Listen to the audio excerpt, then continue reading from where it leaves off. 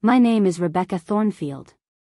I am 32 years old, and for the past 4 years, I have been sending my parents $3,000 every single week so they could live the comfortable retirement they always dreamed of. As a successful pharmaceutical sales director who built her career from absolutely nothing, I wanted to give back to the two people who sacrificed everything for my future. My husband Daniel, our 6-year-old son Oliver, and I had planned the perfect superhero-themed birthday party for him, complete with all the grandparents he absolutely adored. We had rented bounce houses, hired entertainers, and invited 20 of his closest friends. Everything was meticulously planned and perfect, until the moment my parents never showed up, and what my mother told me over the phone that afternoon shattered everything I thought I knew about family, loyalty, and the true cost of unconditional generosity. Before we jump back in, tell us where you're tuning in from, and if this story touches you, make sure you're subscribed, because tomorrow, I've saved something extra special for you. If you are watching this video right now, please take a moment to let me know in the comments where you're viewing from, whether you're in New York, California, Texas, or anywhere else in the world. Hit that like button if you've ever struggled with family boundaries, and don't forget to subscribe because this story contains lessons about money, family, and self-respect that I wish someone had taught me years ago. I need you to stay with me through this incredibly painful but ultimately transformative story because what happened next changed not just my relationship with my parents, but my entire understanding of what it means to truly love and support the people closest to you. I grew up in the small industrial town of Millbrook, Pennsylvania, where my parents, Catherine and Harold Thornfield, worked multiple jobs just to keep our family afloat. My mother Catherine spent her days as a seamstress at the local textile factory, her fingers constantly moving across fabric while she dreamed of a better life for our family. She would come home each evening with her hands stained from dyes, exhausted but always finding energy to help me with homework at our cramped kitchen table. My father Harold worked as a maintenance supervisor at the town's paper mill, a job that required him to wake up at 4 a.m. 6 days a week. He smelled like industrial chemicals and sawdust, but to me, he was the hardest working man in the world. We lived in a tiny 2-bedroom house on Maple Street where the wallpaper was peeling and the heating system broke down every winter without fail. I shared a bedroom with my younger brother Timothy until I was 16, sleeping on a narrow twin bed while he had the bunk bed my father had built himself from scrap wood. We never had luxury items, no cable television, no family vacations, no brand name clothes. But my parents made sure I never felt deprived. They attended every school play, every parent-teacher conference, and every academic award ceremony, beaming with pride even when they had to leave work early and lose precious hourly wages. What I remember most clearly about my childhood was the constant undercurrent of financial stress that hummed through our household like background music. My parents spoke in hushed tones about bills, about unexpected expenses, about whether we could afford new school clothes or if I would have to make do with hand-me-downs from my cousin Diane for another year. I learned early to never ask for anything extra, to be grateful for what we had, and to understand that money was something that slipped through our fingers faster than we could earn it. The defining moment of my childhood came when I was 14 years old and my father suffered a severe back injury at the paper mill. A piece of heavy machinery had malfunctioned, pinning him underneath for several terrifying minutes before his co-workers could free him. He spent 3 weeks in the hospital and 2 months recovering at home, during which time our family received no income except for a small workers' compensation check that barely covered our mortgage payment. I watched my mother transform during those months from a tired but optimistic woman into someone who aged years in a matter of weeks. She took on extra shifts at the textile factory, working 12-hour days that left her physically and emotionally drained. She started cleaning houses on weekends for wealthy families in the neighboring town of Westfield, scrubbing their floors and bathrooms for $20 per house. I would sometimes accompany her on these cleaning jobs, carrying supplies and watching her work with a dignity that humbled me even as a teenager. During my father's recovery, I made a promise to myself that would shape every decision I made for the next 18 years. I swore that when I grew up and became successful, I would make sure my parents never had to worry about money again. I would give them the comfortable retirement they deserved, the financial security they had never experienced, and the peace of mind that comes from knowing all your bills are paid and you can afford whatever you need. That promise became my driving force through high school, where I maintained a perfect 4.0 GPA while working 20 hours per week at Murphy's Corner store to help with household expenses. It motivated me through 4 years of college at Penn State University, where I studied business and marketing while taking out massive student loans and working multiple part-time jobs. And it sustained me through the early years of my career in pharmaceutical sales, when I was making cold calls to doctors' offices and driving hundreds of miles per week to build my client base. But what I didn't realize at 14 years old, watching my mother scrub strangers' toilets to keep our family afloat, was that the promise I made that day would eventually become the very thing that destroyed our family. I had no way of knowing that my desire to give my parents financial security would transform them into people I no longer recognized, or that my weekly $3,000 payments would ultimately cost me something far more valuable than money. Stay with me, because what happened on Oliver's 6th birthday was just the beginning of a story about how good intentions can create the most devastating consequences, and how sometimes the most loving thing you can do for someone is to stop giving them exactly what they think they want. Preparing and narrating this story took us a lot of time, so if you are enjoying it, subscribe to our channel, it means a lot to us. Now back to the story. Growing up in Millbrook was like living in a Norman Rockwell painting that had been left out in the rain too long, picturesque on the surface but weathered by the harsh realities of working-class life. Our neighborhood on Maple Street was lined with modest houses built in the 1940s for factory workers, each one telling a story of families doing their best with what little they had. The Kowalski family next door had 7 children crammed into a house identical to ours. Mrs. Kowalski would hang laundry on lines strung between 2 oak trees in their backyard, colorful shirts and dresses dancing in the Pennsylvania wind like flags of resilience. Across the street lived the elderly Mr. Garrett, a retired steelworker who spent his mornings tending to a vegetable garden that somehow produced the most beautiful tomatoes and peppers despite the poor soil.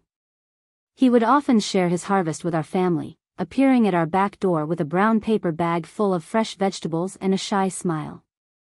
"For Catherine stew," he would say, referring to my mother's legendary ability to turn any combination of ingredients into a hearty meal that could stretch to feed our family for days.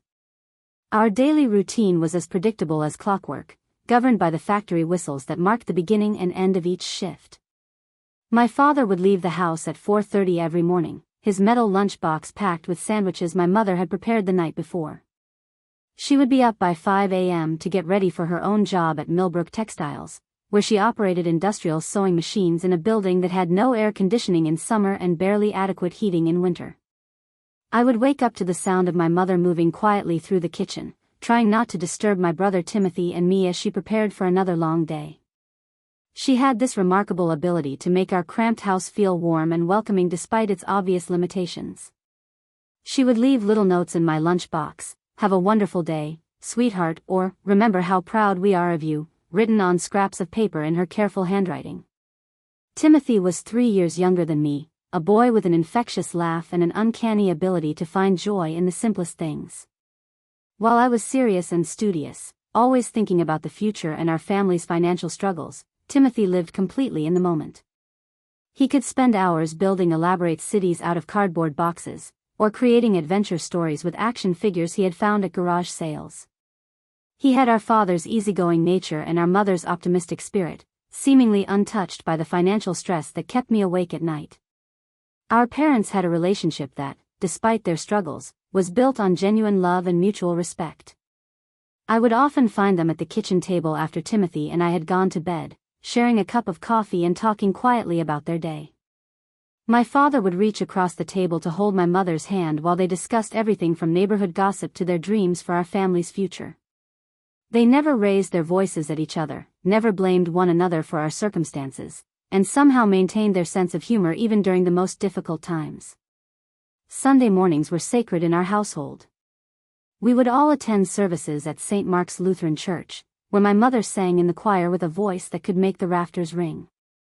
After church, we would come home to a big breakfast that my parents would prepare together, my father making his famous pancakes while my mother fried bacon and scrambled eggs.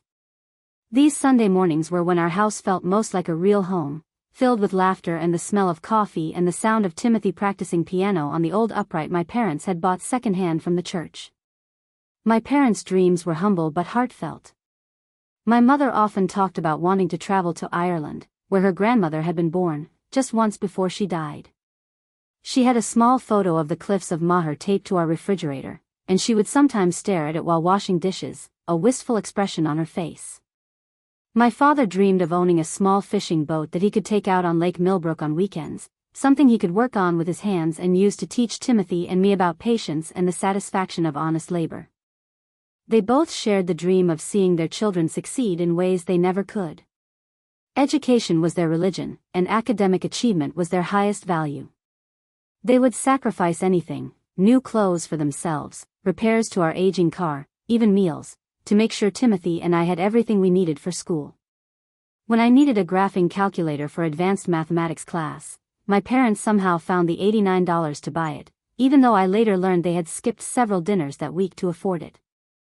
The community in Millbrook was tight-knit in the way that only struggling communities can be. When the Hendersons' house caught fire during a winter storm, every family on our street contributed something: clothes, food, temporary shelter, or simply labor to help with cleanup. When Mrs. O'Brien's husband died unexpectedly, leaving her with 3 young children and no income, the neighborhood organized itself without fanfare. People brought casseroles, offered babysitting, and somehow made sure her mortgage got paid for 6 months until she could find work. This was the world that shaped my understanding of family, loyalty, and the meaning of financial security. It was a world where a $20 bill represented a week's worth of groceries, where a family vacation meant camping at the state park 40 minutes away, and where parents worked themselves to exhaustion because they loved their children more than they loved their own comfort. It was a world where people took care of each other not because they had abundance to share, but because they understood that we were all just one disaster away from losing everything. Looking back now, I realize that these experiences taught me both the best and worst lessons about money and family. I learned the value of hard work, the importance of sacrifice for people you love, and the dignity that comes from earning every dollar through honest labor. But I also learned to associate love with financial provision, to measure my worth by my ability to solve other people's problems with money, and to believe that the ultimate expression of success was the ability to eliminate struggle from the lives of people I cared about. These beliefs would serve me well as I built my career and achieved financial success beyond anything my parents had ever imagined. But they would also become the foundation for decisions that would nearly destroy the very relationships I was trying to protect. The moment that changed everything happened on a gray Tuesday morning in October when I was 15 years old. I was getting ready for school, rushing through my morning routine because I had an important chemistry test that day, when I heard an unusual sound coming from the kitchen, a deep, guttural sob that I had never heard from my father before. I froze at the top of the stairs, my backpack halfway onto my shoulder, listening to a sound that seemed to shake the very foundations of our small house. When I crept down the stairs and peered around the corner, I saw my father sitting at our kitchen table with his head buried in his hands, his shoulders shaking with each sob. My mother was standing beside him, one hand on his back, tears streaming down her face as she stared at a white envelope that lay open on the table between them. The morning light filtering through our faded yellow curtains cast everything in a sickly, surreal glow that made the scene feel like something from a nightmare. "Harold, we'll figure this out," my mother was saying, her voice barely above a whisper. "We always do. We'll find a way." But even as she spoke the words, I could hear the uncertainty in her voice, the fear that she was trying so hard to hide from my father and from herself. My father lifted his head, and I saw something in his eyes that terrified me more than any monster from my childhood nightmares: defeat. Complete, absolute defeat. 23 years, Catherine, he said, his voice hoarse from crying. 23 years I gave to that place.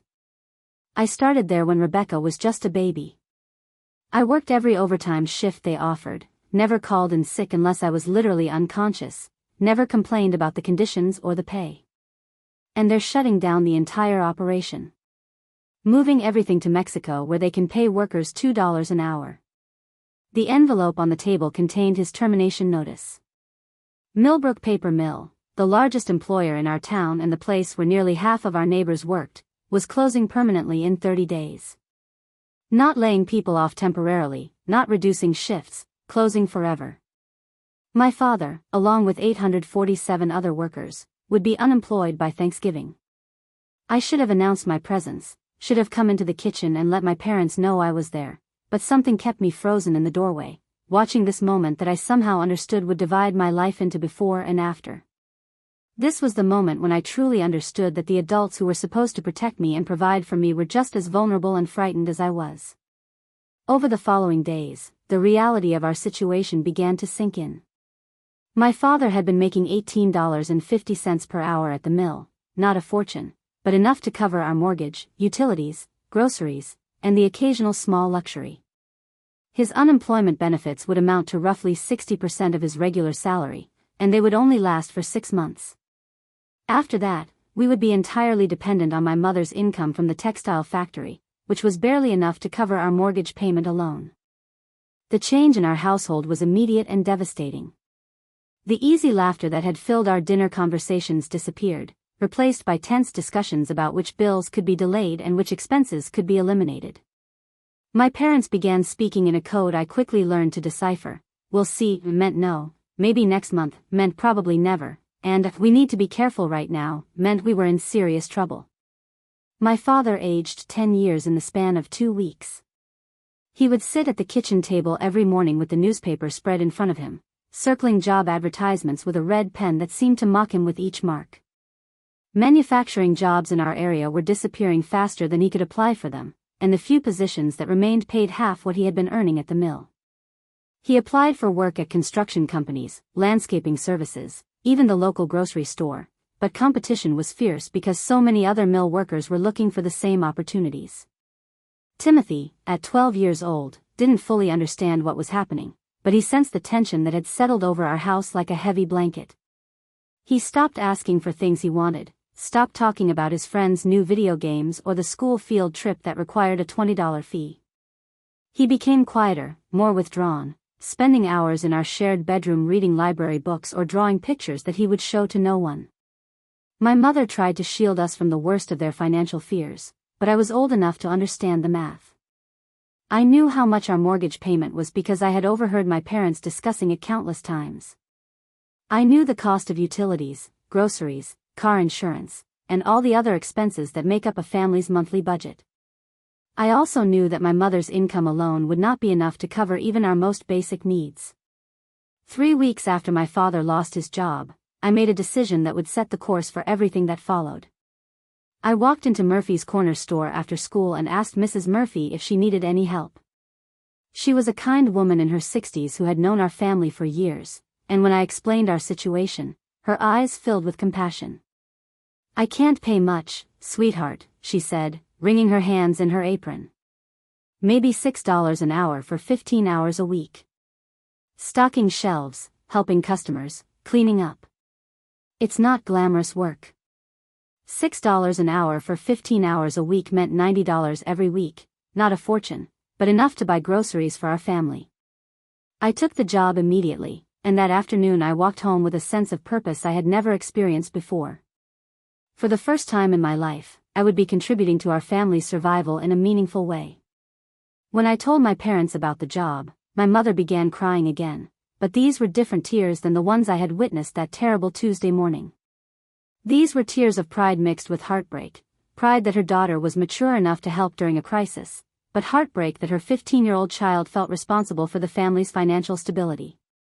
"Rebecca, honey, you should be focusing on your schoolwork," my father said, his voice thick with emotion. "This isn't your burden to carry." But I had already made my decision. That night, lying in my narrow twin bed while Timothy slept peacefully in the bunk above me, I made a promise that would shape every choice I made for the next 17 years. I promised myself that I would never again watch my parents cry over money. I would work harder than anyone in my class, get better grades than anyone in my school, and build a career that would allow me to take care of my family forever. I would make enough money to ensure that my parents could retire comfortably, travel to Ireland like my mother dreamed, buy the fishing boat my father wanted, and never again face the terror of wondering how they would pay their bills. I would be successful enough to protect them from every financial worry, to give them the security they had sacrificed their entire lives to provide for Timothy and me. It was a noble promise, born from love and determination and a 15-year-old's absolute faith in the power of hard work to solve any problem. But as I would learn many years later, some promises carry costs that we cannot anticipate, and sometimes the very thing we do to protect the people we love becomes the thing that destroys our relationship with them forever. Working at Murphy's Corner store while maintaining my grades became my full-time obsession, but it was the first step toward a future I could barely imagine. Mrs. Murphy quickly recognized that I was different from the typical teenage employees she had hired over the years. While other kids my age were focused on social drama and weekend parties, I approached my job with the intensity of someone whose family's survival depended on every dollar earned. I memorized the price of every item in the store, learned to operate the antiquated cash register without making errors, and developed a system for restocking shelves that was twice as efficient as the previous method. Mrs. Murphy began giving me additional responsibilities, managing inventory orders, handling customer complaints, and even closing the store alone on Sunday evenings when she wanted to spend time with her grandchildren. My academic performance, rather than suffering from the additional workload, actually improved. The discipline required to balance 15 hours of work with a full course load taught me time management skills that my classmates wouldn't develop until college, if ever. I would arrive at school each morning having already completed all my homework during breaks at the store, and I used my lunch periods to meet with teachers for extra help or to work ahead on upcoming assignments. My guidance counselor, Mrs. Patterson, was a sharp-eyed woman in her 50s who had been watching my transformation with increasing interest. She called me into her office one afternoon in early spring, closing the door behind me and gesturing for me to sit in one of the worn fabric chairs that faced her desk. "Rebecca, I've been reviewing your transcript, and I want to discuss your plans for college," she said, pulling out a thick folder with my name written on the tab. "Your GPA has improved to 3.9, and your standardized test scores place you in the top 5% nationally. Have you given any thought to where you might want to apply?" The truth was that college felt like an impossible dream. Even with financial aid, the cost of tuition, books, room and board seemed astronomical compared to our family's current resources. My father had found part-time work at 2 different places, 20 hours per week at a hardware store and weekend shifts loading trucks at a shipping warehouse, but his combined income was still less than half what he had earned at the mill. "I don't think my family can afford college right now," I told Mrs. Patterson honestly. "Maybe I could attend community college part-time while continuing to work." Mrs. Patterson leaned forward, her expression becoming more intense. "Rebecca, you are exactly the kind of student that scholarship committees are looking for. You have overcome significant obstacles, demonstrated exceptional work ethic, and achieved academic excellence despite challenging circumstances. There are full-ride scholarships available for students like you, but you have to be willing to aim higher than community college." She spent the next hour showing me scholarship opportunities one had never known existed. The Horatio Alger Association provided full scholarships for students who had overcome adversity. The Gates Millennium Scholars Program supported minority students with exceptional academic records. State universities offered merit-based aid that could cover tuition, fees, and living expenses for students with my grades and test scores. "But here's what you need to understand," Mrs. Patterson said, her voice becoming serious. "These scholarships are competitive. You'll be competing against students from wealthy families who have had tutors, test prep courses, and every advantage money can buy. Your story is compelling, but your grades and test scores need to be absolutely flawless." That conversation changed everything. I began studying with a focus that bordered on obsession, treating every assignment, every test, every project as if my family's future depended on the outcome. Because in many ways, it did. I would work my shift at Murphy's until 9 p.m., come home and study until 1 or 2 in the morning, then wake up at 6 a.m. to review material before school.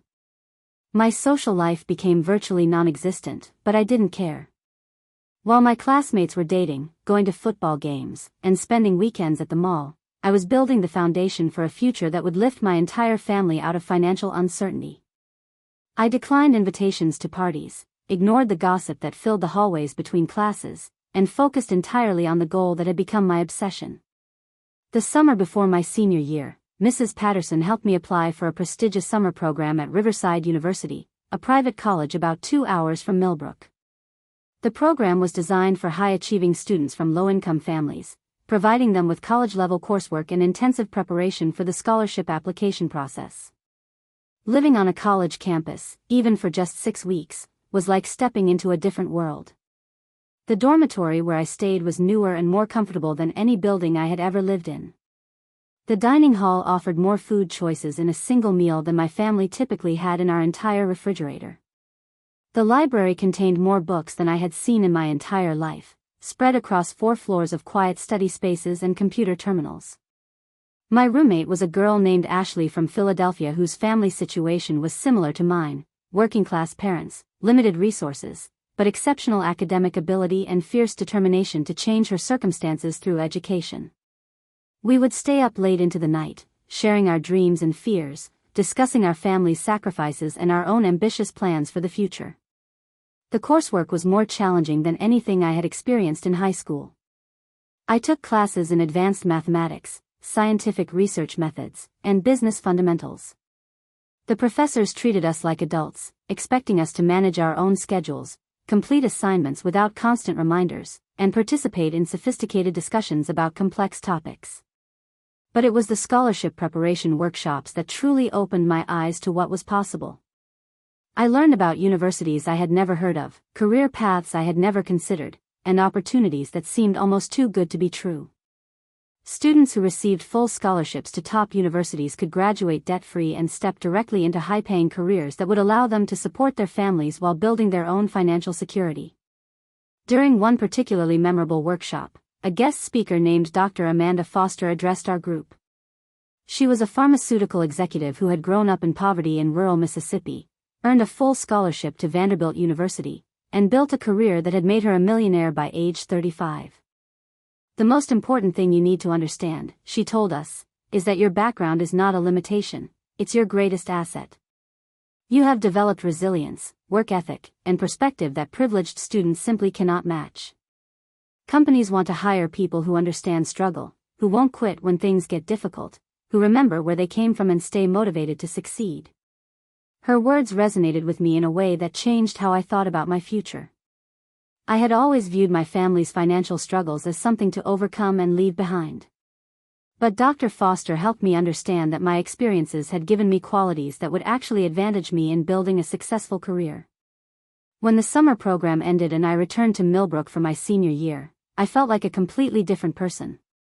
I had seen what was possible, met professors who believed in my potential, and developed the confidence to pursue opportunities that had once seemed impossible.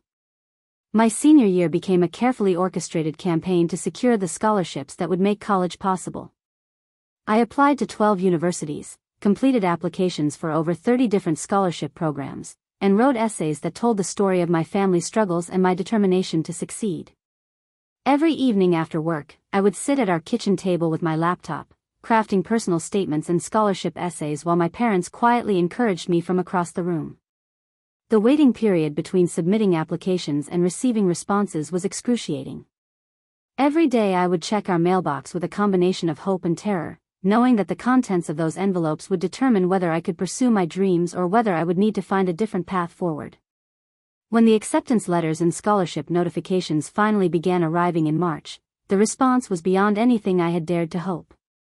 I was accepted to 8 of the 12 universities where I had applied, and I received full scholarship offers from 5 of them. The crown jewel was a complete ride to Riverside University, the same school where I had attended the summer program, covering tuition, room, board, books, and even providing a small stipend for personal expenses. The day I received that final scholarship notification, I called my parents at work to share the news. My mother actually left her shift early to come home and celebrate, and my father stopped by the store to pick up ingredients for a special dinner. That evening, for the first time since he had lost his job at the mill, I heard my father laugh with genuine joy as he talked about his daughter who was going to college on a full scholarship. But even in that moment of triumph, the promise I had made to myself remained unchanged. College was not an escape from my family's struggles, it was the first step in a carefully planned journey that would end with me having enough money and success to ensure that my parents never faced financial uncertainty again. Riverside University was like stepping into a movie about someone else's life. The campus sprawled across rolling hills dotted with ivy-covered brick buildings that were older than my entire hometown. Students walked between classes carrying leather messenger bags and discussing internships at companies I had only heard mentioned on television. The contrast between this world and Millbrook was so stark that during my first week, I questioned whether I truly belonged there. My dormitory was located in Patterson Hall, a stately building with marble floors and tall windows that overlooked manicured gardens maintained by a full-time groundskeeping staff. My roommate was a girl named Priscilla Worthington from Greenwich, Connecticut, whose father owned a chain of luxury hotels and whose mother served on the boards of 3 different charities. Priscilla was friendly enough, but our conversations revealed a gap in life experience that felt impossible to bridge. "Where did you go to prep school?" she asked during our first evening together, unpacking clothes that still had tags from stores I had never heard of. When I explained that I had attended Millbrook Public High School, she looked confused, as if the concept of public education was entirely foreign to her worldview. "Oh, you're one of the scholarship kids," she said with genuine curiosity rather than malice. "That's so inspiring. I've always wondered what it would be like to, really need something." Her comment revealed how different our perspectives truly were. She wondered what it would be like to need something, while I had never known what it felt like not to need everything. The academic work at Riverside was more demanding than anything I had experienced, even during the summer program that had prepared me for college life. My professors expected students to contribute original insights to class discussions, to synthesize information from multiple sources, and to defend their positions with sophisticated arguments. I threw myself into the work with the same intensity that had carried me through high school, but now I was competing against students who had attended elite preparatory schools and received private tutoring since elementary school. My business and economics courses fascinated me in ways I hadn't anticipated. Professor Margaret Caldwell, who taught Introduction to Marketing, was a former pharmaceutical industry executive who had returned to academia after building and selling her own consulting firm. She had a gift for explaining complex business concepts through real-world examples that made abstract theories feel practical and applicable. The most successful salespeople, Professor Caldwell explained during one memorable lecture, are those who genuinely understand their customers' problems and can present solutions that create authentic value. This isn't about manipulation or pressure, it's about developing empathy and communication skills that allow you to connect with people who need what you're offering. Her words resonated with me because they reminded me of my interactions with customers at Murphy's Corner store. I had always been good at listening to what people needed and helping them find exactly the right product, even when they couldn't articulate what they were looking for. Perhaps the skills I had developed working retail could translate into something more professional and lucrative. It was during Professor Caldwell's class that I met Daniel Richardson, a junior majoring in chemistry with plans to attend medical school. Daniel was different from most of the wealthy students who dominated campus social life.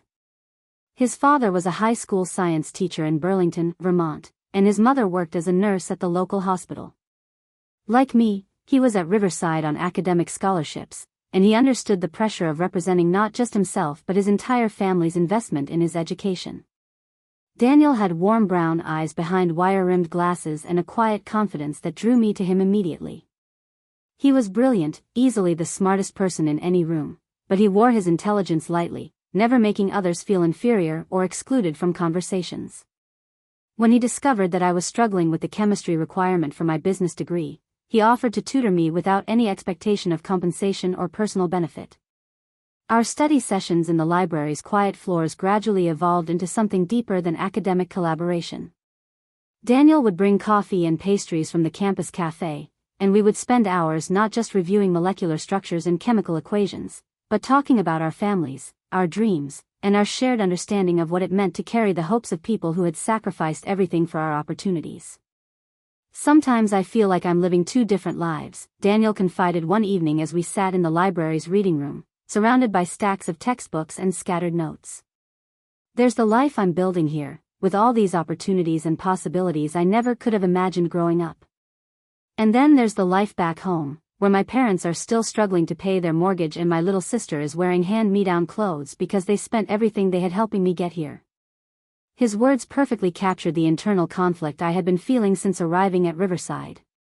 The education I was receiving was opening doors to a future filled with financial possibilities, but every opportunity also felt like a step away from the family and community that had shaped who I was. Daniel's presence in my life provided stability and understanding that I couldn't find anywhere else on campus. While other students were joining fraternities and sororities, attending parties in off-campus apartments, and spending spring break in exotic locations, Daniel and I created our own small community of 2 people who understood the weight of scholarship obligations and family expectations. Our relationship developed slowly and naturally, built on mutual respect and shared values rather than the dramatic romance that seemed to characterize many college relationships. When Daniel finally kissed me one evening as we walked back to the dormitories after a long study session, it felt like the most natural thing in the world, not a grand gesture or passionate moment, but a quiet acknowledgement of the connection that had been growing between us for months. The summer after my sophomore year, I secured an internship with Meridian Pharmaceuticals, a mid-sized company headquartered in Philadelphia that specialized in developing medications for autoimmune diseases. The internship was unpaid, but Professor Caldwell had recommended me personally, and the experience would provide valuable industry exposure that could lead to full-time opportunities after graduation. Living in Philadelphia for the summer was my first experience in a major city, and the energy and pace of urban life challenged me in unexpected ways. I shared a tiny studio apartment with 2 other Riverside students, sleeping on an air mattress and eating meals that consisted primarily of pasta and canned vegetables. But I had never been happier or more motivated. My supervisor at Meridian was a woman named Jennifer Martinez, a sales director who had built her career through a combination of scientific knowledge and exceptional interpersonal skills. She took me under her wing immediately, including me in client meetings, teaching me about pharmaceutical regulation, and explaining the complex process of bringing new medications to market. The pharmaceutical industry gets a bad reputation, Jennifer explained during one of our mentoring conversations, but what we do literally saves lives. The medications we develop allow people with chronic illnesses to live normal, productive lives. When you're selling these products, you're not just making money, you're connecting doctors with tools that help their patients get better. Her perspective helped me understand that a career in pharmaceutical sales could be both financially rewarding and genuinely meaningful. I was helping healthcare providers access medications that improved quality of life for thousands of patients, while also building the kind of successful career that would allow me to support my family. Throughout that summer, I called my parents every Sunday evening to update them on my experiences and assure them that I was thriving in my new environment. My father had found more stable employment as a supervisor at a logistics company, and my mother had been promoted to a management position at the textile factory. Timothy was entering his senior year of high school with excellent grades and plans to follow my path to college. But I could hear the financial stress that still underlied their conversations. They were proud of my accomplishments and grateful for the opportunities one was accessing, but they continued to worry about retirement security, unexpected medical expenses, and Timothy's upcoming college costs. These conversations strengthened my resolve to build a career that would eventually allow me to eliminate their financial concerns entirely. By the time I returned to Riverside for my junior year, I had a clear plan for my future. I would major in business with a concentration in pharmaceutical marketing, graduate with the highest possible grades, and pursue a career in medical sales that would provide both personal fulfillment and exceptional financial compensation. Daniel and I would continue building our relationship while supporting each other's academic and professional goals. Everything was falling into place exactly as I had envisioned during those difficult months when my father first lost his job at the mill. I was 3 semesters away from graduating debt-free with a degree that would open doors to lucrative career opportunities. My relationship with Daniel was built on solid foundations of mutual respect and shared values. My family was proud of my accomplishments and optimistic about their own future prospects. I had no way of knowing that the very success I was building would eventually create the circumstances that would nearly destroy the relationships I was working so hard to protect. Graduation from Riverside University felt like reaching the summit of a mountain I had been climbing since I was 15 years old. Walking across that stage in my cap and gown, with my parents and Timothy beaming from the audience, represented the culmination of 7 years of relentless focus and sacrifice. Professor Caldwell personally handed me my diploma, leaning in to whisper, "You're going to change the world, Rebecca. Don't ever forget where you came from." 3 weeks after graduation, I started my position as a junior sales representative at Meridian Pharmaceuticals, the same company where I had interned. My starting salary was $68,000 per year plus commission and benefits, more money than my parents had ever earned combined in their best years. When I received my first paycheck and saw the deposit amount in my bank account, I literally stared at the number for 5 minutes, unable to believe that this was now my reality. Daniel had been accepted to medical school at Jefferson University in Philadelphia, which meant we could continue our relationship while both pursuing our careers in the same city. We found a modest 1-bedroom apartment in a converted brownstone near the University District, splitting the rent and utilities while maintaining separate finances as we established our professional lives. My territory at Meridian included medical practices throughout southeastern Pennsylvania, which meant I spent most of my days driving between doctors' offices, presenting information about our latest medications, and building relationships with physicians who could prescribe our products to their patients. The work required a combination of scientific knowledge, interpersonal skills, and business acumen that perfectly matched my strengths and interests. Within 6 months, I was consistently exceeding my sales targets and earning commission bonuses that pushed my annual income well above $80,000. My supervisor, Jennifer Martinez, became both a mentor and an advocate, recommending me for advanced training programs and high-profile client presentations that typically weren't available to junior representatives. "You have something special, Rebecca," Jennifer told me during my first annual review. "You connect with doctors in a way that feels authentic rather than transactional. They trust you because they sense that you genuinely care about patient outcomes, not just sales numbers. That authenticity is impossible to fake, and it's going to take you very far in this industry." The financial security I had dreamed about since childhood was finally becoming reality, but it brought with it a new kind of pressure, the weight of knowing that my success could transform my family's circumstances if I chose to share it with them. During my monthly phone calls home, I would listen to my parents discuss their ongoing concerns about retirement savings, healthcare costs, and Timothy's college expenses, all while knowing that I now earned enough money to solve most of their problems with a few strategic financial gifts. My first opportunity to help came when Timothy was accepted to 3 different universities but couldn't decide between them because of varying financial aid packages. The school he most wanted to attend, a prestigious engineering program that would position him perfectly for a successful career, was also the most expensive option, requiring nearly $15,000 per year in loans and family contributions. Without discussing it with Daniel or anyone else, I wrote a check for Timothy's first-year expenses and mailed it to my parents with a note explaining that I wanted to invest in my brother's future. When my mother called me crying with gratitude, telling me that this gift would allow Timothy to attend his dream school without accumulating crushing debt, I felt a satisfaction that was deeper and more meaningful than any professional achievement. "Rebecca, sweetheart, we can't accept this much money from you," my father said when he got on the phone. "You're just starting your career, and you need to think about your own future." "Dad, I'm making more money than I ever imagined possible," I replied honestly. "This isn't a sacrifice for me, it's an investment in our family. Timothy is brilliant, and he deserves the same opportunities one had. Let me do this." That conversation established a pattern that would define my relationship with my family for the next several years. Every few months, I would identify some financial stress or opportunity in my parents' lives and quietly address it with a check or a direct payment. When their 15-year-old car finally broke down beyond repair, I arranged financing for a reliable used vehicle.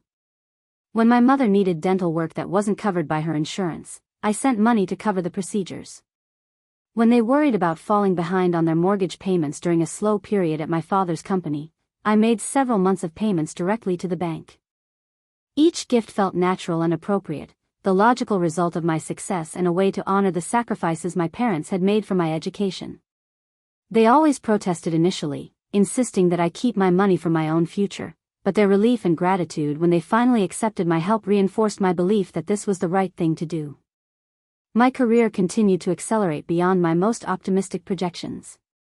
After 18 months at Meridian, I was promoted to senior sales representative with a territory that included some of the largest medical practices in the Philadelphia area. My base salary increased to $85,000, and my commission structure improved significantly, pushing my total annual income well above $120,000. Daniel and I decided to move to a larger apartment that could accommodate his study needs and my home office requirements. We found a beautiful 2-bedroom unit in a renovated warehouse district, with exposed brick walls, high ceilings, and enough space for both of us to pursue our demanding careers while maintaining a healthy relationship. It was around this time that I began sending my parents a regular monthly payment of $1,000, not tied to any specific expense or crisis, but simply as a way to ensure their ongoing financial security.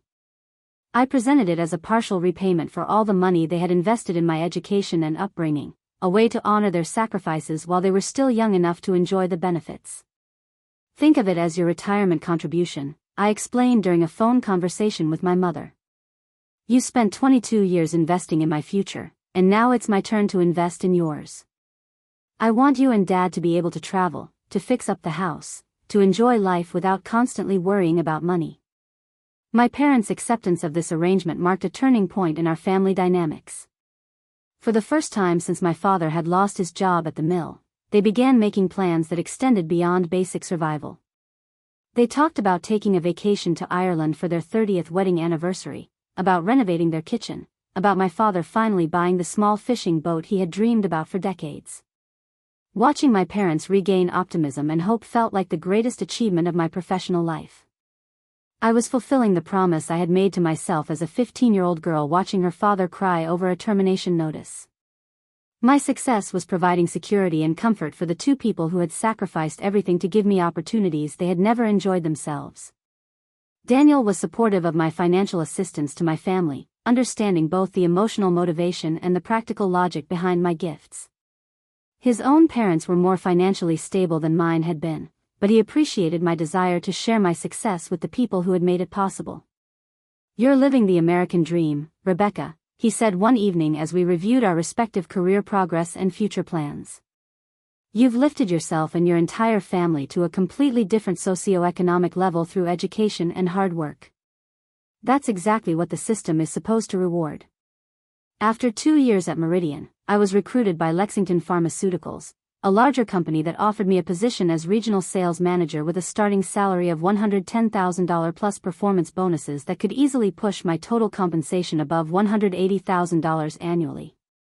The promotion meant managing a team of 12 sales representatives across 3 states, but it also meant the financial resources to significantly increase my support for my family. I increased my monthly payments to my parents to $2,000, explaining that my new position provided more than enough income to support both my own lifestyle and their enhanced comfort. They had become accustomed to my financial assistance, and their expressions of gratitude had evolved from overwhelming emotion to routine appreciation. Looking back now, I can see that this was the moment when my well-intentioned generosity began shifting the fundamental dynamics of our family relationships. But at the time, everything felt perfect. My career was thriving, my relationship with Daniel was strong and supportive, and my parents were finally experiencing the financial security they had never known during their working years. I was 26 years old, earning more money than I had ever imagined possible, and using that success to provide comfort and security for the people I loved most. I felt like I had achieved everything I had set out to accomplish when I made that desperate promise to myself as a teenager watching my family struggle. I had no way of knowing that success and good intentions could create their own problems, or that the very generosity that made me feel so accomplished would eventually become the source of the deepest heartbreak I had ever experienced. The transformation in my parents began so gradually that I initially dismissed the changes as natural adjustments to their improved circumstances. After all, shouldn't people who had worked hard their entire lives be able to enjoy some comfort and luxury when their financial situation finally improved? The shift from grateful recipients of occasional help to expectant beneficiaries of regular support happened so slowly that I convinced myself it was a positive evolution rather than a warning sign. The first indication that something fundamental had changed came during a phone conversation with my mother about 6 months after I had started sending the regular $2,000 monthly payments. She mentioned, almost casually, that they were considering replacing their reliable used car with something newer and more comfortable. "We've been looking at those new SUVs, Rebecca," she said with an excitement in her voice that I hadn't heard since my college graduation. "You know, the ones with heated seats and all those safety features. Harold thinks we deserve to drive something nice for once in our lives, and with your help, we can actually afford the monthly payments." The comment struck me as slightly odd because the car I had helped them purchase just 2 years earlier was perfectly functional and had low mileage. But I pushed aside my concerns, telling myself that my parents had driven unreliable vehicles for decades and deserved to experience the comfort and status that came with a nicer car. 3 months later, they had traded in their modest sedan for a brand new SUV with leather interior, premium sound system, and advanced navigation technology. The monthly payment was $487, which they could afford with my assistance, but it represented a significant lifestyle upgrade that would have been impossible without my financial support. My father called to thank me for making their new car possible, but his tone had shifted from the humble gratitude I remembered from earlier conversations to something that felt more like entitlement masked as appreciation. "This changes everything for us, Rebecca," he said with genuine enthusiasm. We can drive anywhere we want now, take road trips, visit places we've never seen. It's like we're finally living the life we always deserved but could never afford. The phrase, the life we always deserved, lodged in my mind uncomfortably. When had my parents begun thinking about what they deserved rather than what they could afford? When had their perspective shifted from gratitude for assistance to expectation of continued support? Around the same time, my mother began mentioning home improvement projects with increasing frequency. Their modest house on Maple Street, which had seemed perfectly adequate during my childhood, was now described as outdated and embarrassing. She talked about wanting to renovate the kitchen, replace the old carpeting with hardwood floors, and add a deck to the backyard where they could entertain guests. "We've been living in this little house for 28 years, she explained during one of our monthly calls. Now that we have some financial breathing room, thanks to your generosity, we're thinking about making some improvements. Nothing extravagant, just updates that would make the place more comfortable and increase its value." I found myself agreeing to contribute an additional $5,000 toward their kitchen renovation, telling myself that home improvements were smart investments and that my parents deserved to live in a space that reflected their improved circumstances. But even as I wrote the check, I felt a nagging concern about the speed with which their expectations were expanding. The most troubling change was in how my parents talked about money during our conversations. Previously, they had approached every expense with careful consideration, weighing costs against benefits and making thoughtful decisions about how to allocate their limited resources. Now, they seemed to discuss purchases and plans with the assumption that my financial support would continue indefinitely and could be increased as needed. When Timothy graduated from college and received a job offer in Chicago, my parents immediately began planning an elaborate celebration party, inviting extended family members and longtime friends to honor his achievement. The estimated cost for the event was nearly $3,000, which they presented to me not as a request for help, but as an announcement of their plans with the implicit expectation that I would contribute to making it possible. "We want to do this right, Rebecca," my father explained. "Timothy worked so hard, and he's achieved so much. This party is our way of showing the whole community how proud we are and how successful our family has become."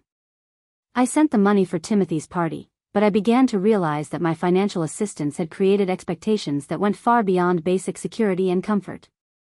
My parents were no longer grateful recipients of occasional help. They had become accustomed to a lifestyle that required my ongoing support to maintain. The shift became even more apparent when I started dating Daniel more seriously and we began discussing our future together. During a conversation about our relationship and potential marriage, I mentioned to my mother that Daniel and I were saving money for a wedding and eventual home purchase. Her response revealed how fundamentally her perspective on my finances had changed. "Oh, sweetheart, you don't need to worry about saving for a wedding," she said with surprising confidence. "Your father and I have been thinking about this, and we believe your wedding should be a real celebration. We're planning to help you with the costs, of course, but we'll need to adjust our monthly budget to accommodate the extra expenses for the wedding planning." I realized with growing alarm that my mother was discussing their wedding contribution as if it were money they actually possessed, rather than acknowledging that their enhanced lifestyle was entirely dependent on my financial support. They had begun thinking of my income as part of their household budget, available for their planning and spending decisions. The most concerning development was how my parents had begun presenting their financial requests. Instead of asking for help with specific expenses or emergencies, they started mentioning their plans and desires with the expectation that I would automatically understand my role in making those plans possible. When they decided to take their long-dreamed-of trip to Ireland for their 30th anniversary, the conversation wasn't framed as a request for assistance, but as an announcement of their travel dates and an explanation of why they would need an additional $4,000 beyond their regular monthly allocation. "We've been planning this trip our whole lives," my mother explained, "and with everything you've done for us, we finally feel like we can make it happen. The tour package is a little expensive, but it includes everything: flights, hotels, meals, transportation. It's really a once-in-a-lifetime opportunity." I provided the money for their Ireland trip, but I began to feel increasingly uncomfortable with the dynamic that had developed between us. My parents were no longer asking for help, they were informing me of their financial needs with the assumption that I would fulfill them. The gratitude and humility that had characterized our early conversations about money had been replaced by expectation and entitlement.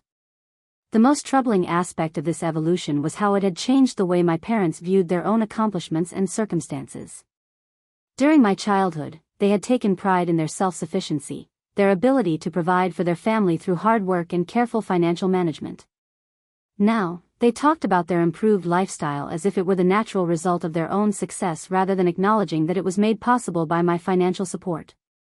When friends and neighbors complimented them on their new car, their home improvements, or their vacation photos, my parents accepted the praise without mentioning the source of their enhanced prosperity. They had begun to present themselves as people who had achieved financial success through their own efforts, rather than acknowledging that they were beneficiaries of their daughter's generosity. This shift in self-perception worried me more than their increased spending or elevated expectations. I had wanted to provide my parents with security and comfort, but I was beginning to realize that my financial assistance had fundamentally altered their relationship with money, work, and personal responsibility. The monthly $2,000 payments that had started as a way to ensure their basic security had become the foundation for a lifestyle that required continuing and increasing support.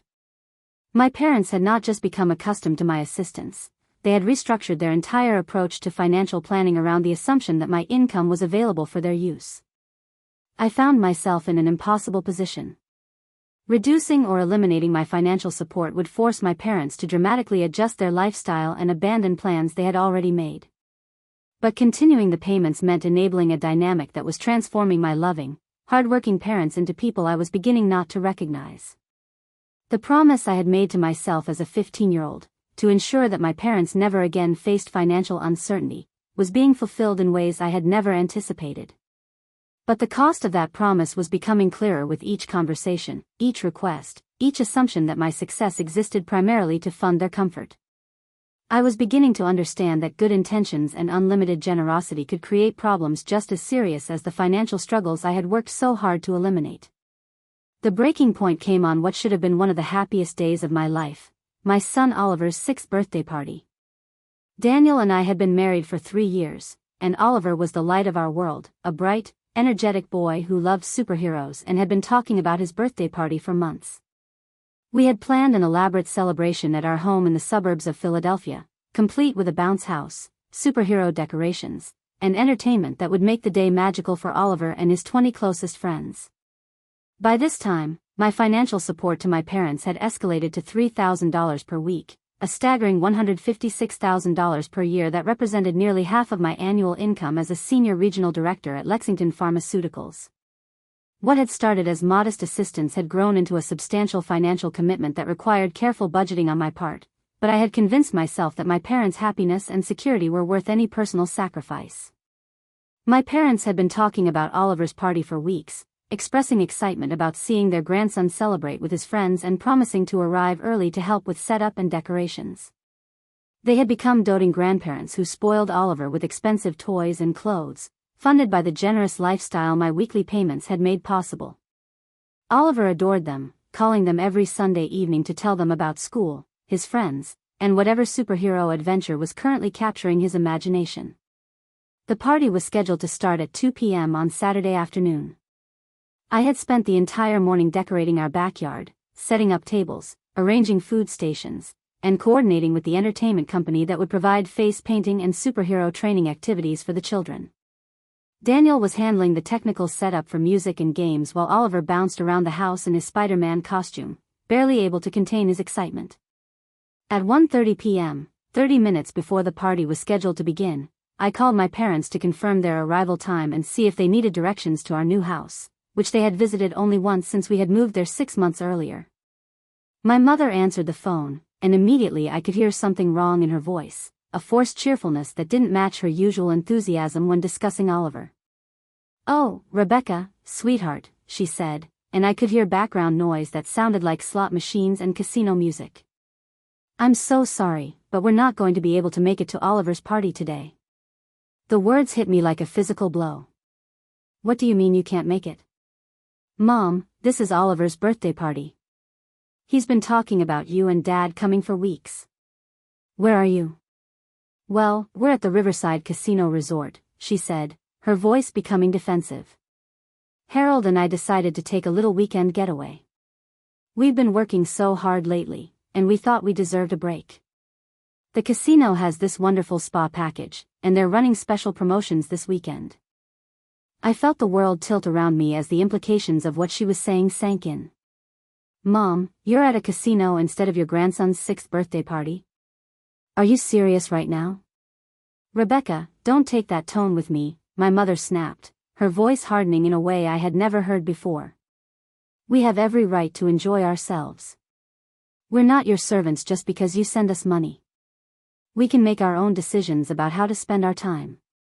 The casual cruelty of her words, referring to my financial support as if it entitled me to control their lives while simultaneously using that support to fund activities that took precedence over their grandson, left me speechless for several seconds. This isn't about control, Mom, I finally managed to say, my voice shaking with hurt and anger. This is about Oliver. He's 6 years old, and he's been counting on his grandparents being at his birthday party. How am I supposed to explain to him that you chose gambling over celebrating with him? Oh, please, Rebecca, don't be so dramatic, my father's voice came through the phone as he apparently took over the conversation. It's just a children's party. Oliver won't even notice we're not there with all his little friends running around. We'll see him next week and give him his presents then. The dismissive way my father referred to Oliver's birthday as just a children's party revealed how fundamentally their priorities had shifted. The grandparents who had once driven 4 hours to attend Timothy's high school graduation were now treating their grandson's birthday celebration as an inconvenient obligation that could be rescheduled to accommodate their casino weekend. Dad, you promised Oliver you would be here, I said, trying to keep my voice steady. He's been telling all his friends that his grandparents are coming to his superhero party. This is important to him. Look, Rebecca, my father continued, his tone becoming irritated, we appreciate everything you've done for us, but that doesn't mean we have to organize our entire lives around your schedule. We had this trip planned for weeks, and we're not going to cancel our vacation because of a kid's birthday party. The phrase, "we had this trip planned for weeks," was particularly galling because I knew they had planned the trip with money I had provided, and they had never mentioned it during any of our recent conversations. They had deliberately concealed their plans because they knew I would object to them missing Oliver's party. This trip that you planned with my money? I asked, no longer trying to hide my anger. The $3,000 per week that I send you so you can live comfortably somehow doesn't include being present for your grandson's birthday? Don't you dare throw money in our faces, my mother's voice came back on the line, sharp with indignation. We didn't ask you to send us that money. You offered it, and we accepted because you insisted. But that doesn't make us your employees or give you the right to dictate how we spend our time. The revisionist history in her statement was breathtaking. My parents had not only asked for financial support, they had come to expect and depend on it. Their entire lifestyle was built around my weekly payments, from their luxury SUV to their renovated kitchen to their frequent vacations. You're right, Mom, I said, my voice becoming calm as a terrible clarity settled over me. I can't dictate how you spend your time. But I can certainly decide how I spend my money. What's that supposed to mean? My father asked, his tone becoming wary. It means that if Oliver's 6th birthday party isn't important enough for you to attend, then maybe my financial support isn't important enough for me to continue, I replied. You've made your priorities very clear today. Rebecca, you're being ridiculous, my mother said, but I could hear uncertainty creeping into her voice. You can't seriously be threatening to cut us off because we can't make it to one party. I'm not threatening anything, Mom, I said. I'm telling you that this weekly support ends now. You've told me that you don't need to organize your lives around my family's important events, so you won't need to organize your budget around my financial contributions either. The silence that followed was deafening. In the background, I could still hear the casino sounds that had provided the soundtrack to this conversation, the electronic beeping of slot machines and the artificial cheer of gambling advertisements. You can't do that, my father finally said, his voice losing all its earlier bravado. Rebecca, we've made commitments based on that money. We have car payments, mortgage obligations, credit card balances. You can't just stop helping us because you're upset about one weekend. Watch me, I said, and hung up the phone. I stood in my kitchen, surrounded by superhero decorations and party preparations, feeling like I had just awakened from a long dream. For 4 years, I had been sending my parents enough money to fund a comfortable middle-class lifestyle, and they had just chosen a casino weekend over their grandson's birthday party. The people who had once sacrificed everything for their children's future had become so accustomed to luxury that they treated their grandson's happiness as a minor inconvenience. Daniel found me there a few minutes later, tears streaming down my face as I tried to process what had just happened. When I explained the conversation, he wrapped his arms around me and held me while I cried for the parents I remembered from my childhood, people who would have walked through fire to be present for their family's important moments. "We'll figure out how to explain this to Oliver," Daniel said quietly. "But Rebecca, you did the right thing. This had to stop." The party went on as planned, and Oliver had a wonderful time with his friends, but I spent the afternoon smiling and hosting while my heart broke a little more with each passing hour. Every time one of Oliver's friends asked where his grandparents were, I had to find a way to explain their absence without revealing the devastating truth about what my generosity had created.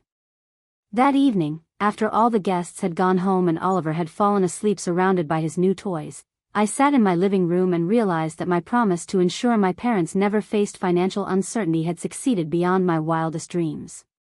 But in removing all financial consequences from their lives, I had also removed their sense of responsibility, their gratitude, and ultimately their love for the family they had once treasured above everything else.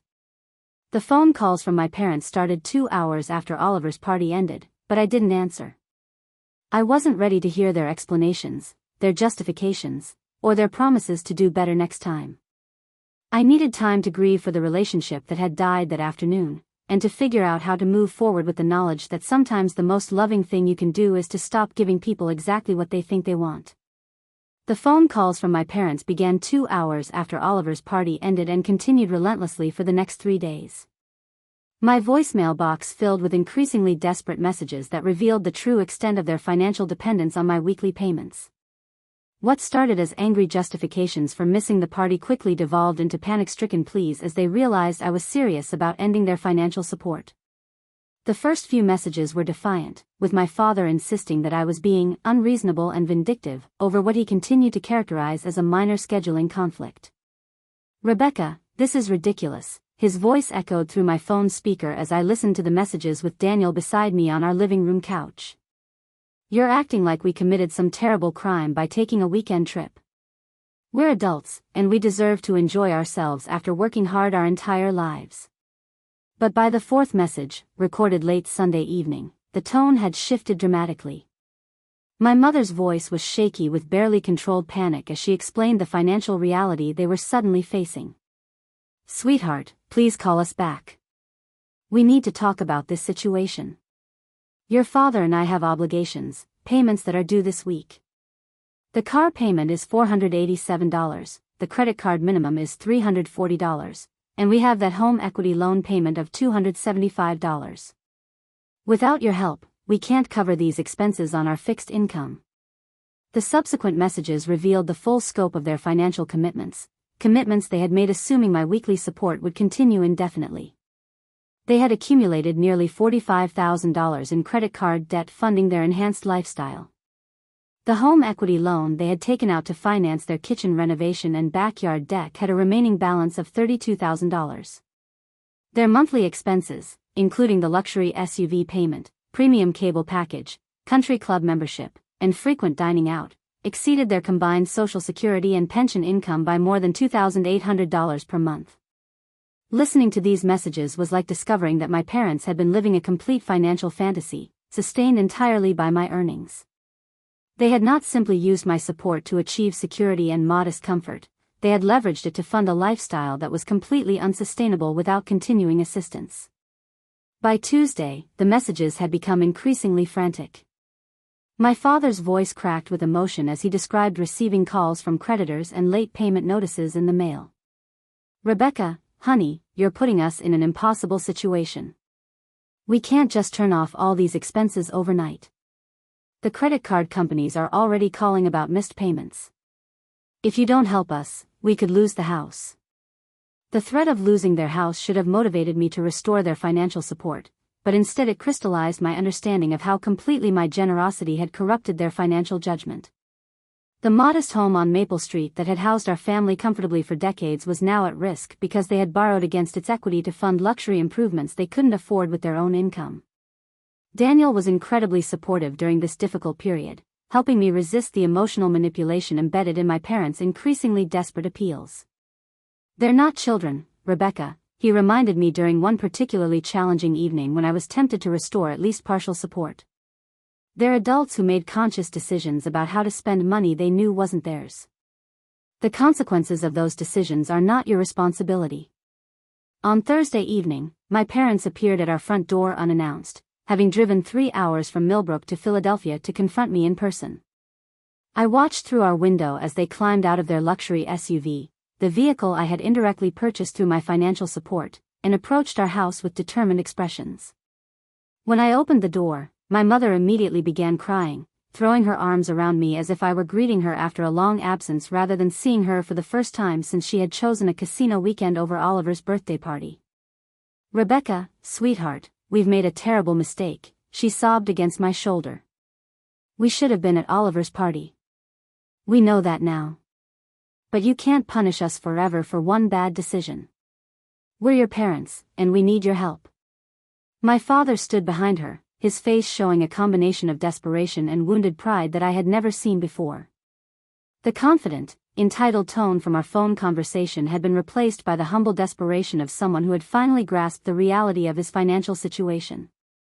"We're willing to make changes," he said as we moved to our living room, where Daniel and I sat across from them like negotiators at a business meeting. "We can sell the SUV, downsize our expenses, maybe even move to a smaller place. But we need time to make those adjustments, and we need your help to avoid losing everything immediately." The conversation that followed was one of the most difficult of my life. My parents laid out their complete financial situation with a transparency they had never shown before, revealing the extent to which they had structured their lives around my support. Beyond the obvious expenses like car payments and home improvements, they had also accumulated debt from smaller luxury purchases, expensive dinners, designer clothes, premium electronics, frequent trips to casinos and resorts. "We got carried away," my mother admitted through her tears. Having money for the first time in our lives, real money that allowed us to buy things and go places and live like successful people, it went to our heads. We started thinking we deserved all those things because we had worked so hard for so many years. My father's admission was even more revealing. "I think we convinced ourselves that the money was ours somehow," he said, unable to meet my eyes. "You were so generous, and you made it seem so easy for you to provide it, that we stopped thinking of it as your sacrifice. We started thinking of it as our due, as compensation for all the years we struggled." Their honesty about how my generosity had warped their perspective was both heartbreaking and infuriating. They had not simply become accustomed to luxury, they had convinced themselves they were entitled to it, that their past struggles justified present excess funded by their daughter's earnings. The most painful part of the conversation came when Oliver wandered into the living room in his pajamas, rubbing his eyes and asking why Grandma was crying. My parents' faces lit up when they saw him, and they immediately began showering him with attention and affection, promising to make up for missing his birthday party. "We brought you some presents, buddy," my father said, producing an expensive remote-controlled helicopter that probably cost more than most families spend on groceries in a week. "We're sorry we missed your party, but we're here now." Watching them interact with Oliver, seeing the genuine love in their eyes mixed with the knowledge that they had prioritized gambling over celebrating with him, crystallized the impossible position they had created. They weren't evil people, they were good people who had been corrupted by the absence of financial consequences for their choices. After they left that evening, promising to call me in a few days to discuss possible solutions, I sat with Daniel and tried to process the full scope of what had happened to our family relationships. My parents weren't just financially dependent on me, they had become morally dependent as well, making choices they would never have made with their own money because they knew someone else would bear the consequences. The next morning, I made the most difficult decision of my adult life. I called my parents and explained that I would not be restoring their financial support under any circumstances. I offered to help them create a realistic budget based on their actual income and to assist with finding financial counseling services, but I would not continue funding a lifestyle they could not sustain independently. "You have 30 days to make whatever arrangements you need to make," I told them with as much compassion as I could muster. I love you both, but this financial relationship has become destructive for everyone involved. It's time for all of us to learn how to have a family relationship that isn't based on money. The silence that followed was deafening, and when my mother finally spoke, her voice was cold with a fury I had never heard before. After everything we did for you, Rebecca. After all the sacrifices we made, all the love we gave you, this is how you repay us. You're destroying your own family over money. The irony of her accusation, that I was destroying our family over money when their choices had already accomplished that destruction, was lost on her completely. But her words revealed the fundamental truth about what had happened to us. Money had indeed destroyed our family, but not in the way she believed. I had learned that unlimited generosity without boundaries or accountability could be just as destructive as poverty, and that sometimes the most loving thing you can do for people is to force them to face the consequences of their own choices. The aftermath of cutting off my parents' financial support was more devastating than I had anticipated, but it was also ultimately more liberating than I could have imagined. The first few months were filled with a silence that felt like mourning for the relationship I had thought we had, mourning for the parents I remembered from my childhood, and mourning for the innocence I had lost about the nature of family love. My parents' response to my decision revealed the full extent of how money had corrupted our relationship. Instead of accepting responsibility for their choices or working to rebuild trust, they launched a campaign designed to pressure me into restoring their financial support. They called Daniel's medical school, claiming I was having a mental breakdown and asking administrators to intervene. They contacted my supervisor at Lexington Pharmaceuticals, suggesting that work stress was causing me to make irrational decisions about family obligations. Most painfully, they began using Oliver as leverage in their attempts to manipulate me back into financial compliance. They would call when they knew I was at work, speaking to Daniel and asking him to relay messages about how much they missed their grandson and how my vindictive behavior was depriving Oliver of his grandparents' love. They sent elaborate gifts to Oliver with notes explaining that they couldn't visit because Mommy was angry at them, attempting to make a 6-year-old child complicit in their emotional manipulation. These tactics revealed people I no longer recognized, people who would exploit a child's innocent love to achieve their financial objectives. The grandparents who had once been Oliver's devoted champions had become willing to sacrifice his emotional well-being to restore their comfortable lifestyle. This transformation was perhaps the most heartbreaking aspect of the entire situation. After 3 months of harassment and manipulation, I made the difficult decision to change our phone number and restrict all communication with my parents. I also consulted with a family attorney about formal steps to protect Oliver from their attempts to involve him in adult financial conflicts. The legal consultation was expensive and emotionally draining, but it provided clear guidance about how to document their inappropriate behavior and establish boundaries that would protect my immediate family. Daniel was remarkable throughout this period, providing emotional support while never once suggesting that I should compromise my principles to restore family peace. His own parents, who had maintained a stable, loving relationship with us throughout our marriage, offered additional perspective by demonstrating that healthy family relationships don't require financial transactions to sustain love and respect. The parents you're grieving really did exist, Daniel told me during one particularly difficult evening when I was struggling with guilt and second-guessing my decision. The people who sacrificed for your education, who celebrated your achievements, who raised you with values and integrity, those people were real. But somewhere along the way, money changed them into different people. You can't save the relationship by enabling the people they've become. His words helped me understand that my grief was legitimate and necessary. I was mourning the loss of parents who had been transformed by prosperity into people whose love had become conditional on financial benefits. The parents who had once been proud of their self-sufficiency had become people who felt entitled to live off their daughter's earnings while prioritizing their own pleasure over their grandson's happiness. 6 months after cutting off their support, I received a formal letter from an attorney representing my parents, threatening legal action to recover financial support owed based on verbal agreements and established patterns of assistance. The letter claimed that I had entered into an implied contract to provide ongoing financial support and that my parents had made substantial life decisions based on the reasonable expectation that this support would continue. The legal threat was both absurd and revealing. My parents were actually attempting to use the court system to force me to resume funding their lifestyle, treating my generosity as if it had created legal obligations rather than acknowledging it as voluntary assistance that could be discontinued at any time. The fact that they were spending money they didn't have on attorney fees to pursue this case demonstrated how completely they had lost touch with financial reality. Daniel and I hired our own attorney, who quickly determined that my parents' legal position was entirely without merit. Voluntary financial gifts, even when given regularly over extended periods, do not create enforceable obligations for continued support. The attorney's letter in response made it clear that any further legal harassment would result in counterclaims for damages and court costs. The legal threat marked the final severing of our relationship. Any remaining hope I had harbored for eventual reconciliation died when I realized that my parents were willing to take me to court rather than accept responsibility for their financial choices. They had chosen to treat our family relationship as a business transaction that could be enforced through litigation.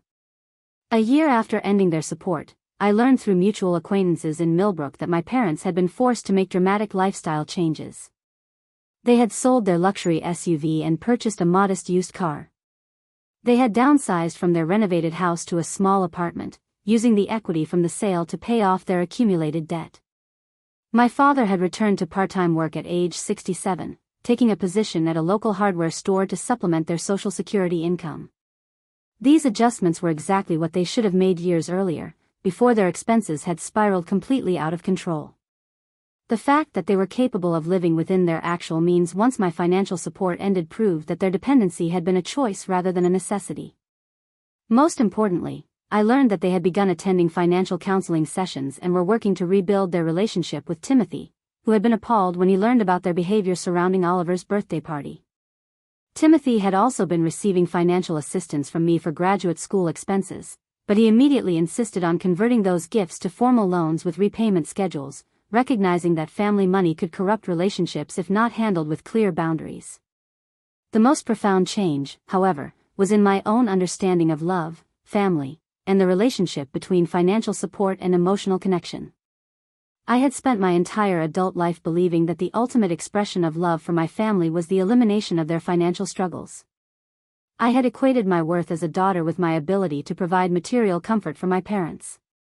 But the experience taught me that unconditional generosity without accountability or reciprocal respect actually destroys the very relationships it's intended to strengthen. Love that must be purchased isn't really love at all, it's a transaction disguised as affection.